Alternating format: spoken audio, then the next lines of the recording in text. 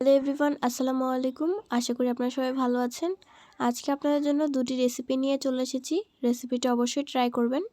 আজকে কলার থোড় এবং মোচা দিয়েই দুটি রেসিপি তৈরি করা হবে। তো এখানে কলার মোচা আমি ছড়িয়ে নিচ্ছি ভালোভাবে। মোচার ভেতরে এক ধরনের শক্ত ডাঁটার মতো থাকে, তো সেটাই ফেলে দিতে হয়। আর মাছের আঁশের মতো এক ধরনের আবরণ থাকে, সেটাকেও ফেলে দিতে হয়। তো আমার মোচা বাছা শেষ। এখন আমি মোচাগুলোকে কুচি কুচি করে কেটে নিচ্ছি। মোচা দিয়ে আজকে বড়া বানানো হবে। আর এই যে এটা হচ্ছে কলার থোড়। কলার থোড়কে ভালোভাবে কেটে হলুদ লবণের পানির ভেতর দিয়ে কিছুক্ষণ রেখে দিয়েছিলাম। মোচাগুলোকে ভালোভাবে ধুয়ে নিয়েছি। এখন অল্প একটু লবণ এবং হলুদ দিয়ে মোচাকে ভালোভাবে সিদ্ধ করে নিতে হবে। এখন কলার থোড় রান্না করব, তো সেই জন্য কড়াইয়ে তেল দিয়ে দিচ্ছি।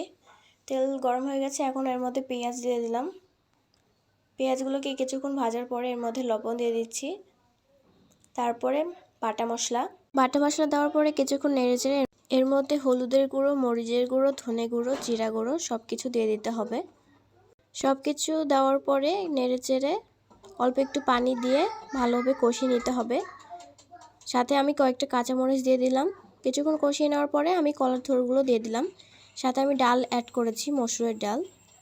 এখন ভালোভাবে নেড়েচেড়ে ঢাকনা দিয়ে ঢেকে দেব।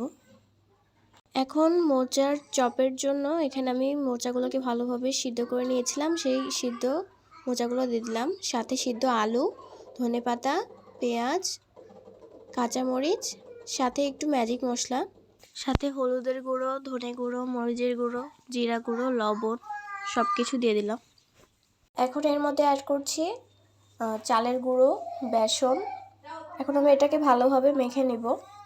যতক্ষণ নরম হয়ে যায় ততক্ষণ মাখতে হবে। তো আমার মাখা শেষ। কলার থোড় আমি কিছুক্ষণ ভালোভাবে নেড়েচেড়ে নিয়েছি। এখন এর মধ্যে পানি দিয়ে দিলাম সিদ্ধ করার জন্য।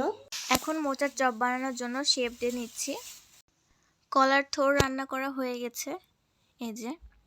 এখন কলার মোচার চপগুলো ভেজে নিব, সেজন্য ফ্রাই প্যানে তেল দিয়ে দিলাম। এখানে আমি বেসন ফেটিয়ে নিয়েছি। বেসনের সাথে কোট করে মোচার চপগুলো ভেজে নিব। তো এই যে আমি লাল লাল করে ভেজে নিয়েছি। আমার সবগুলো ভাজা শেষ।